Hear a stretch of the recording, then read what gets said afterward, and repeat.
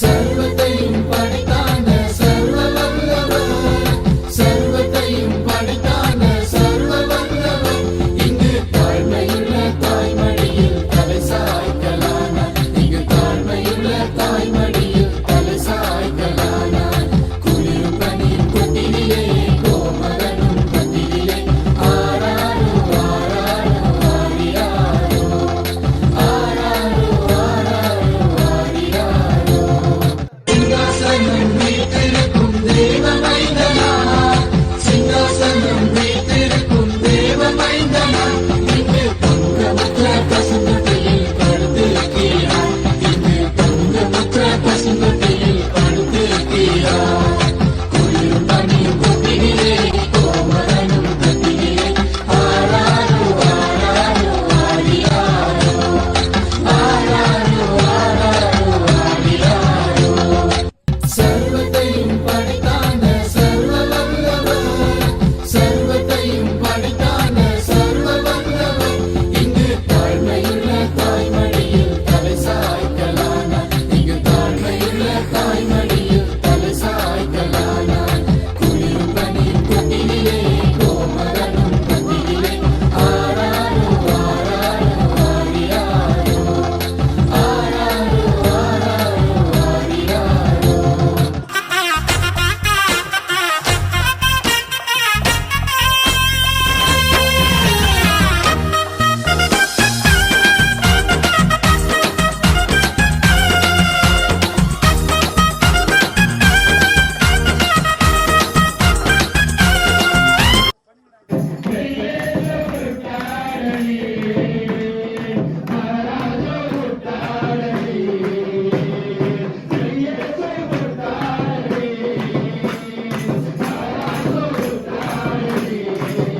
வாசித்தோம்.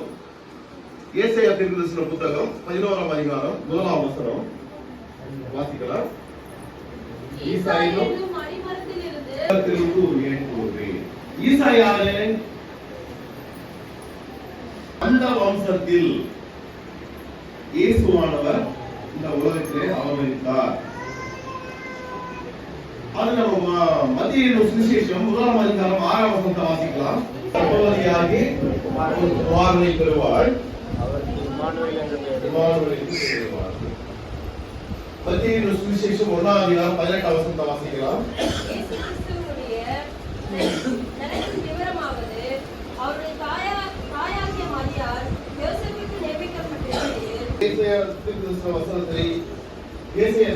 புத்தகம் 7:14 சொல்லப்பட்ட அந்த கன்னிகை யார் என்று விடை எங்கே இருக்கிறது? நமக்கு மத்திய சுவிசேஷம் 1:18 அது யார் என்று சொல்லப்படுகிறது. அது யார்? மரியாள். மரியாளின் வயிற்றிலே இயேசுவானவர் குமாரனாக பிறப்பார் என்று ஏசாயா தீர்க்கதரிசி ஏற்கனவே சொல்லிவிட்டார்.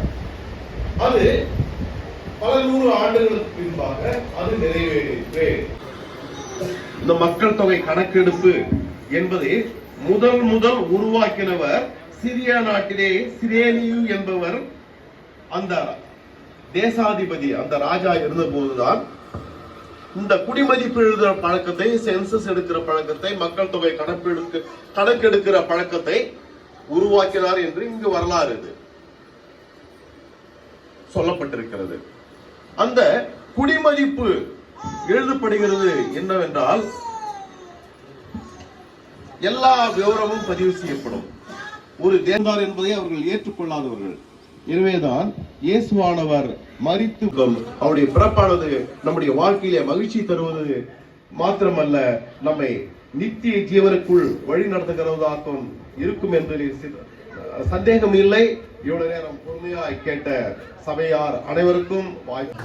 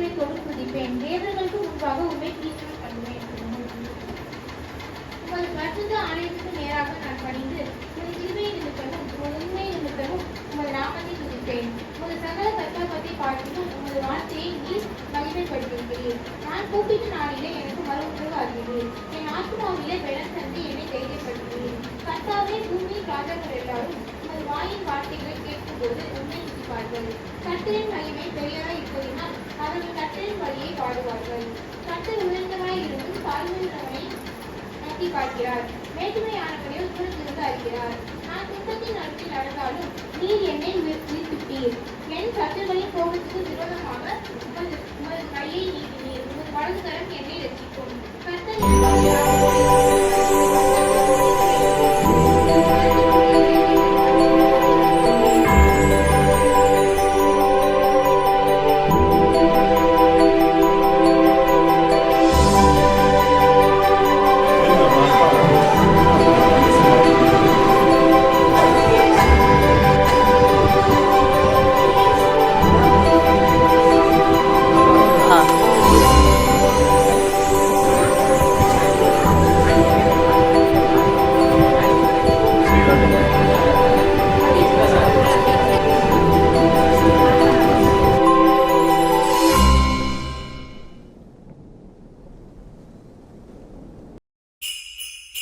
Ho, ho, ho, ho, ho!